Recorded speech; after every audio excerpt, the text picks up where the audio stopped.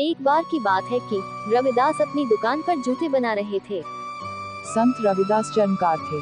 वह सच्चे और परोपकारी स्वभाव के व्यक्ति थे। कोई कैसी भी घटना घटित होती थी तो संत रविदास को पहले से ही पूर्वाभास हो जाता था।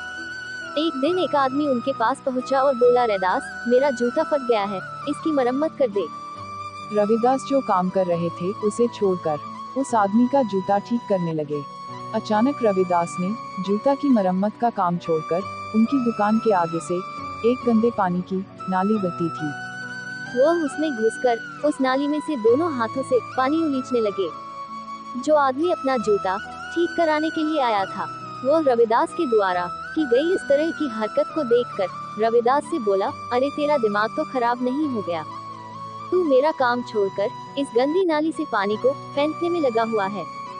थोड़ी देर बाद रविदास अपने आप स्वयं रुक गए और उस आदमी से बोले, यहाँ से 5-6 कोस दूर एक गांव में आग लग गई है, मैं उसे बुझा रहा था। रविदास की बातें सुनकर वह सज्जन बोले, तुम्हें मैं पागल दिखाई देता हूँ जो तुम मुझसे ऐसी मूर्खतापूर्ण बातें कर रहे हो। उस आदमी की बात सुनकर रविदास बोले, मैं झूठ नहीं कह रहा हूँ, तुम वहाँ जाकर पता कर लेना। वो आदमी अपना जूता ठीक कराने के बाद वहाँ से अपने घर चला गया। रात को सोते समय उस आदमी को रविदास वाली घटना याद आ गई। वो सोचने लगा, कल इस घटना की जांच करनी चाहिए। दूसरे दिन वह आदमी रविदास के बताए गए पते पर पहुंच गया और उस गांव के कुछ आदमियों से पूछा, यहाँ कल आग लग गई थी? उस गांव के आदमी बोले, हाँ, यहाँ कल आग लग गई थी। वह तो अच्छा हुआ कि तभी जोरदार बारिश होने लगी और आग बुझ गई, नहीं तो बहुत भारी नुकसान भी हो सकता था। वह आदमी उस गांव से लौटकर सीधे रविदास के पास पहुंचा और बोला, रविदास, तुम सच कह रहे थे, वहाँ सच में ही आग लग गई थी। मैं उसी गांव से पता लगा कर आ रहा हूँ। रविदास, तुम्हें कैसे पता चल जाता है? मुझे भी बताओ और मैं तुम्हें आज से अपना गुरु मानता हूँ। रविदास उस आदमी की बातें सुनकर बोले, तुम आज से और अभी से छल कपट और झूठ बोलना छोड़ दीजिए। तुम्हें भी कोई कैसी भी घटना हो उसका पूर्वानुमान होने लगेगा। उस आदमी ने वैसा ही किया। धीरे धीरे उस आदमी को भी पूर्वाभास होने लगा था। उसके घर रिश्तेदार आने वाले हैं, ऐसा आभास होने पर वह पहले से ही मेहमानों के खाने पीने का बंदोबस्त करके रखता था, जिससे इन वक्त पर इंतजाम करने में कोई परेशानी ना हो। और उसके इस बंदोबस्त से उसके मेहमान भी खुश हो जाते थे कि इतने कम समय में हमारी कितनी अच्छी खातिरदारी की है। उस आदमी की जीवनचर्या बड़े मजे से चल रही थी। एक दिन अचानक उस आदमी को महसूस हुआ कि वह पहले जैसा हो गया है।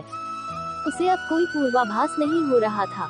वह आदमी रविदास के पास पहुंचा और बोला, गुरुजी, 2-3 दिनों से मुझे कुछ भी पूर्वाभास नहीं हो रहा है।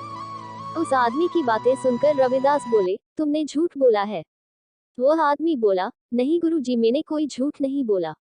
तब रविदास बोले, आज से 3 दिन पहले तुम्हारी पत्नी तुम्हारे परिवार में ही एक घर में हो रहे भजन कीर्तन में गई हुई थी। वह आदमी बोला, हाँ, यह बात सच है, और वह तुम्हारे उस नवजात शिशु को सोता हुआ छोड़कर गई थी।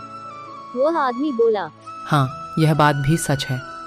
जब तुम्हारा वह छोटा बच्चा जागकर अपनी माँ के लिए रोने लगा था, तब तुम बार बार उससे यही कह रहे थे कि चुप हो जा, तेरी माँ आ रही है, जबकि तुम्हें अच्छी तरह मालूम था कि वह पड़ोसी के घर भजन कीर्तन में बैठी हुई है।